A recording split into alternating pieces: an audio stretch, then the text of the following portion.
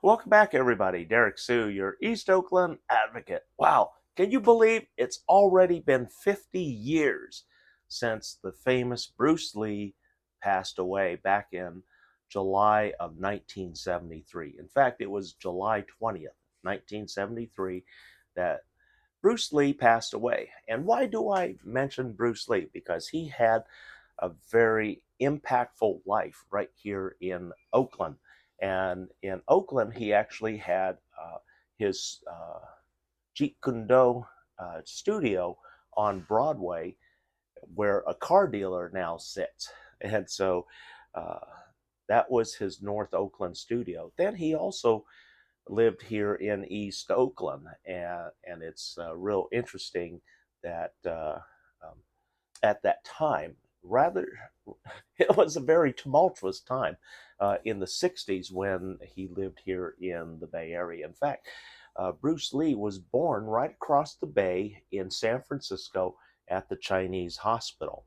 I know the Chinese hospital very well because both of my grandparents went there in San Francisco. It was a very different time back then, very tumultuous because there was a lot of civil unrest, a lot of civil rights protests, and a lot of civil rights rioting that were going on throughout the country at the time. And so uh, even martial arts has politics. And I want to talk about the politics of the period because that was more influential than anything else here in the Bay Area. And I know that my talk here is going to ruffle some feathers, especially in the martial arts arena, because uh, I was I was trained and brought up in an entirely different uh, teaching and training method that is and continues to be illegal here in the United States today. And why do I say it's illegal? It's because full contact is not legal in training in martial arts. And so that's why I say my training was very different. My training consisted of Hong Kong style training, which is full contact from an early age. And I say full contact it because uh, there's only one other sport in the United States that while you're training to become a fighter, you get hit and you get punched and you get knocked down and you get beat up. And that sport is boxing. Boxing is the only other sport in the United States where you train full contact.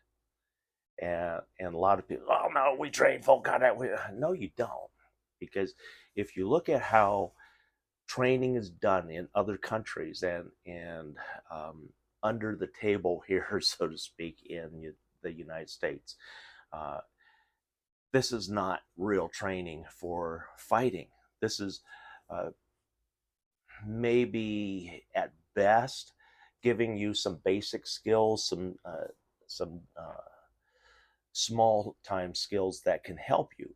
But my past experience watching folks that have been through martial arts training, very few actually can transfer that training into a real street fight. And a lot of people say, well, martial arts doesn't work in street fights. And for the most part, I agree with a lot of you folks out there that mixed martial arts or martial arts mostly does not work. And that's because of several different factors. Number one, there's a lack of training. Two, there's a lack of training for pain and being hit in a fight. And the thing that happens in a fight when you have even a black belt, a fourth dan black belt, can get killed on the streets here. I've seen it done. I've seen it happen.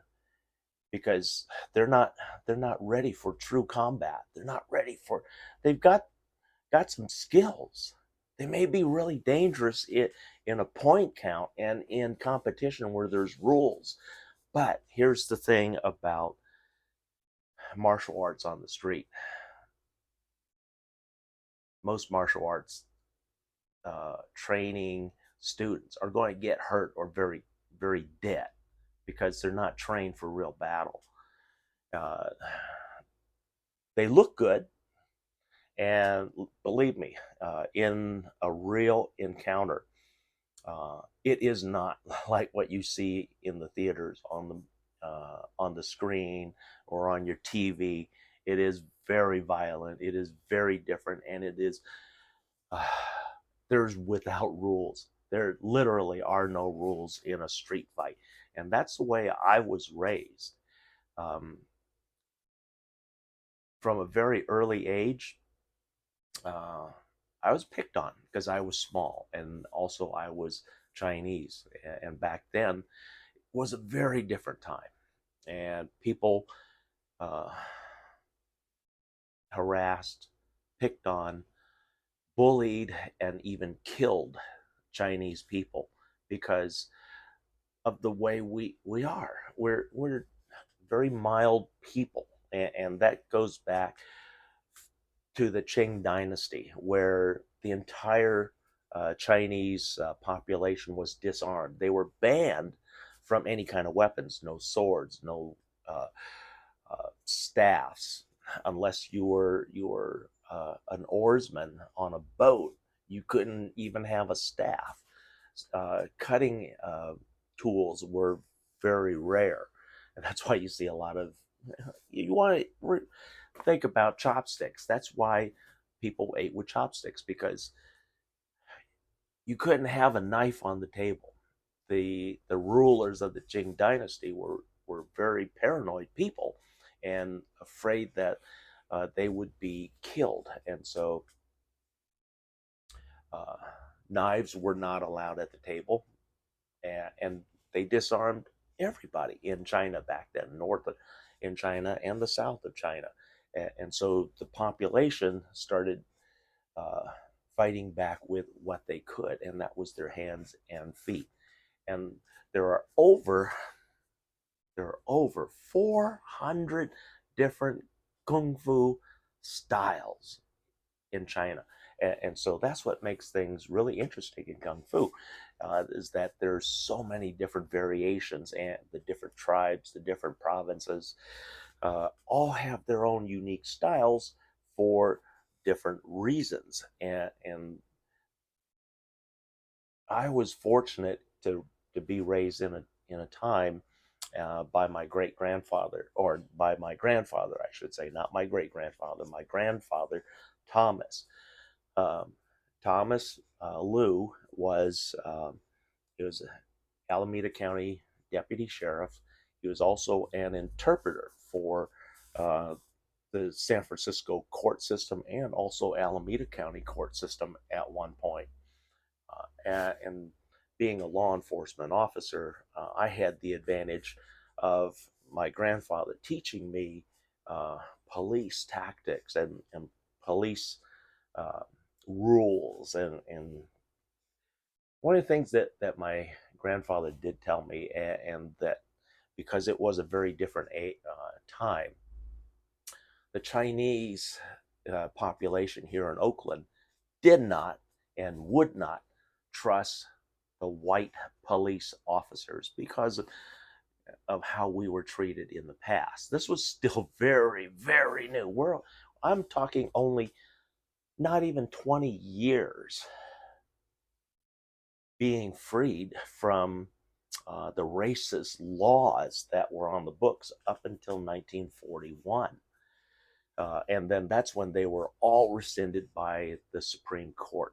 And things, while it appeared it would be getting better for the Chinese folks, it actually didn't. And it continues today, where we have a lot of Asian folks, especially our seniors, that are getting hit for no reason and beat up and kicked by the population. And too many are getting killed and harmed. And this was why Kung Fu was not well known.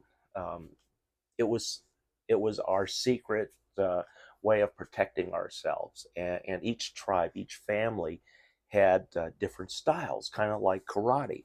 Karate actually has its roots and beginnings, early beginnings in Chinese kung fu, and a lot of people may be surprised by that, and some of the karate experts may be a little perturbed by that, but that's true and factual, and you can actually find that online if you start looking. And so there are over 400 different versions. You have northern styles and southern styles. I have both northern and southern styles incorporated into my kung fu, and I practice three different style disciplines. The first one, which is my primary, which is Wing Chun, and I started in 1968, and by the time I had stopped practicing, I was uh, I was extremely good and trained well beyond what most people would be.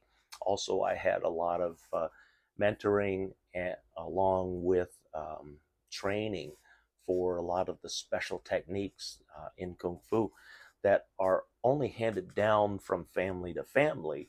And that was part of the politics because back then in the 60s, there was a very big deal going on in the martial arts um, industry, and especially in Chinese Kung Fu.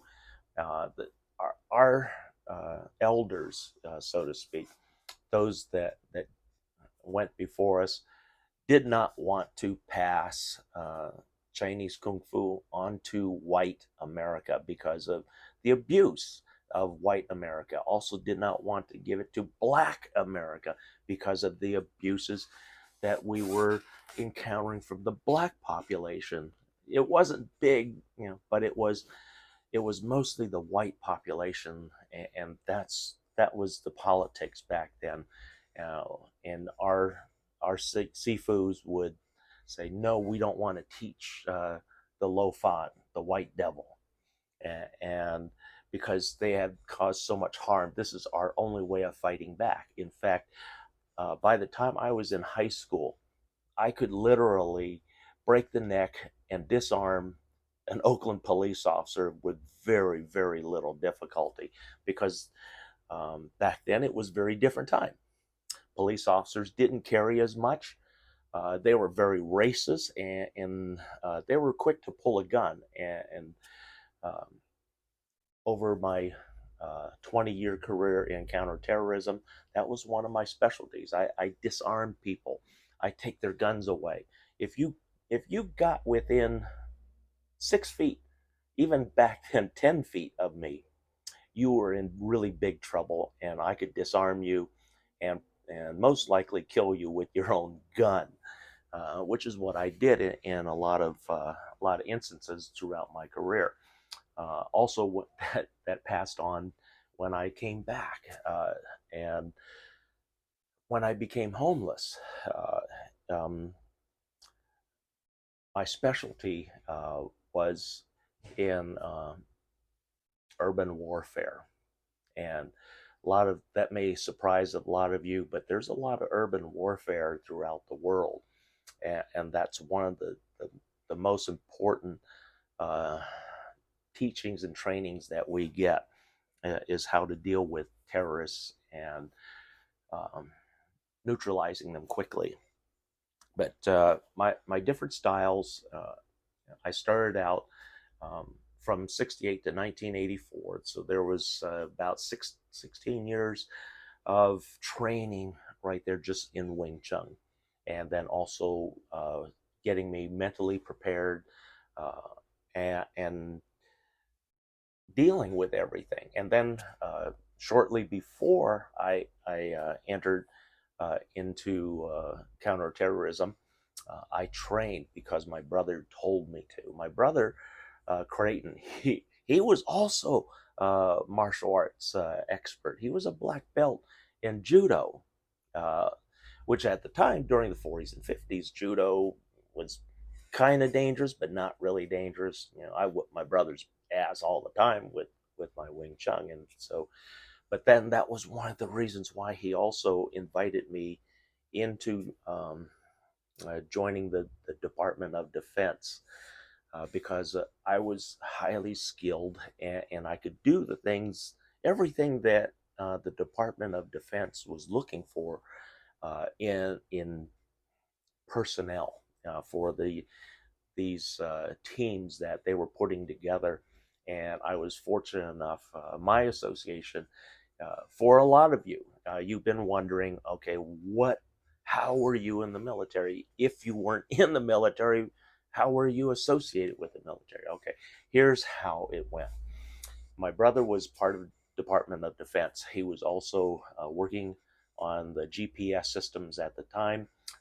Also, what was happening, there was a lot of terrorist um, things going on throughout the world, and a lot of it was coming from a specific region of the world. And the United States was having very, very difficult time keeping people in this position or in these positions because they were not well suited for the work. And number one, they were the wrong color. They kept putting white people, kept putting black people into these high positions, into these positions where they were negotiating with Asian terrorists, literally Asian terrorists. And the terrorists, they have no trust for white people, literally. They don't trust white people. They don't trust Americans.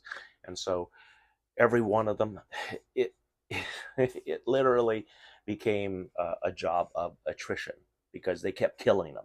And then finally we the Department of Defense started getting smart because uh, they realized that a white person was not going to work in this region, especially against the Asians and the Asian gangs and the Asian syndicates that were present. And so they had to change up personnel and go Asian, and that's where I came in, and I was more than successful. Yeah, and probably the feature that helped me the most was um, a technique that is in martial arts, and it's called ghosting. And I can literally walk within 10 feet of you, and you won't see me. I'll, I'll be present. I won't disappear. I'm not invisible. But I like Yoda on a lot of the things that you saw on Star Wars, especially through Yoda, Obi-Wan Kenobi. A lot of those elements are for real and present in real old classical Chinese kung fu. And those were some of the techniques that I learned. And when I saw them come up in the movie Star Wars in 1977 when it first came out, I was chuckling because, oh my God, that I know that. I know how to do that. I know how to do that. And it's always been interesting. Um, and one of the things that I want to say that if you train for fights, you need to train hard. You need to train for pain management. You need to train for strategy. How are you going to fight? Also, what are your fighting styles? My fighting style was very different than everybody else.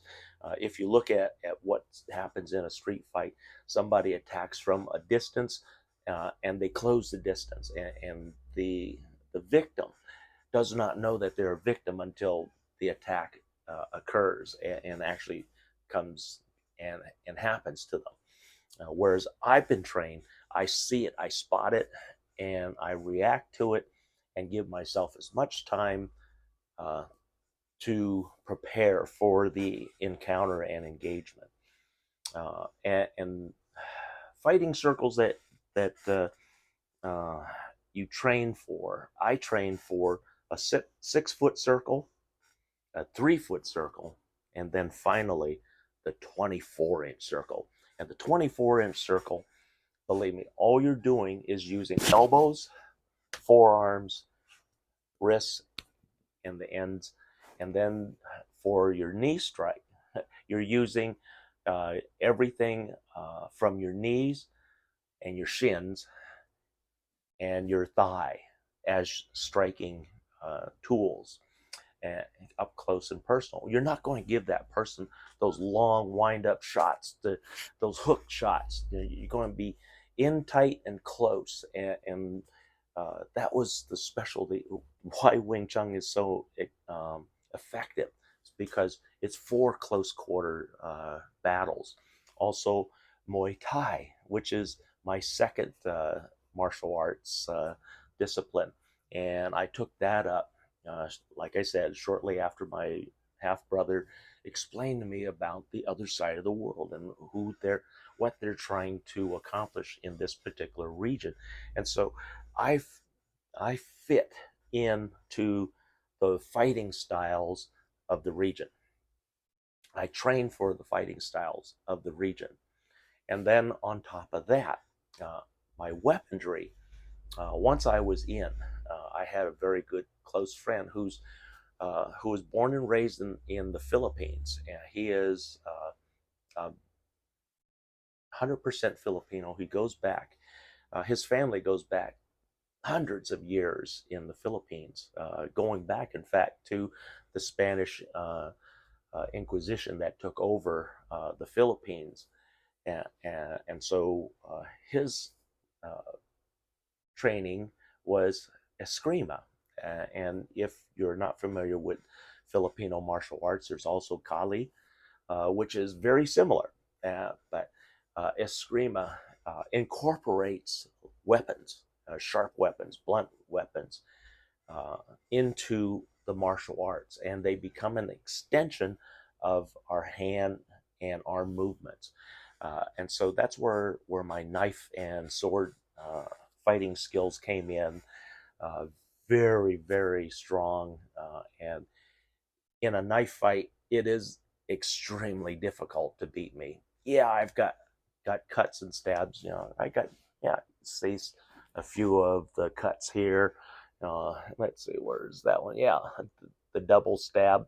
It hit me right on the bone, the end of the knife. So uh, those are things that you train for. And I've got knife wounds all over me, from knife fights all over.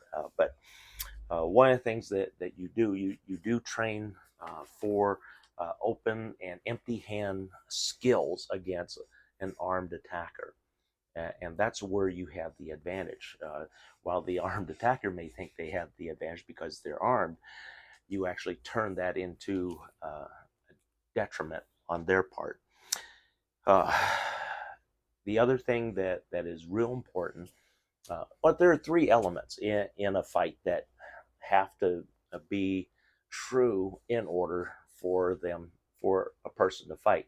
Number one, the first element of a fight is that they have to see you.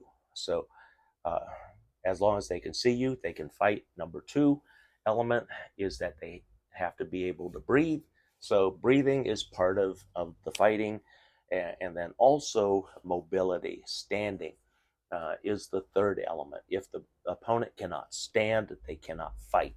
And by removing any one element of those 3, it's kind of like a fire. A fire won't burn. Well, if a person can't fight if they can't see, they can't fight if they can't breathe, and they certainly can't fight if they cannot stand and be mobile. The hitting part is nothing. It's those 3 key elements in a fight that removing any one element gives you the advantage. And so I always remove 2, but within 3 seconds, I usually have my opponent bleeding from an ear, one or the other, not both, but one or the other. Eventually, they may be bleeding from both ears, but in the beginning, within the first 3 seconds, I want to disorient them. And so what I do, I literally break an eardrum, you know, with a palm strike, you know, to the ear, and I'm creating a palm strike that creates a cup, and I push a whole lot of air into that little tiny area, and it pops the eardrum, and he starts bleeding. I have examples of this. I even have a picture of one of the victims, or one of the perpetrators that attacked me, and then I popped his eardrum, and then he ended up with a trip to the hospital with some broken face parts shortly after that. But anyway, this is just the beginning. I'm going to talk more in depth about the politics, but 1968, I started my my grandfather, Thomas Liu. He got tired of hearing me crying about getting beat up and harassed and bullied by the white population, and so he started me in um, a full contact uh, Wing Chun course, and these were hidden, and only real Chinese families uh, of the different family associations of the time could take advantage of this. And there were uh, three big family associations. Ours was one of the real big ones, and ours was Lung Kong Tian Yi Association, otherwise known as the Four Families Association. And that association was formed to represent our family Lu, our family Quan members, Zheng, and also Chu, Chew, were all represented by our family association, Lung Kong Dian Yi. And then there were other big family associations at Chinatown, which were also competing. And we had the Wong family and also Lee family. I knew a lot of Wongs uh, in my time through uh, the Chinatown, and I had a lot of friends with Wong last names uh, going through high school, and we were always friends. So I'm going to talk more in depth about my martial arts, what I've done, what I've accomplished, and some of the things that happened of the time and period.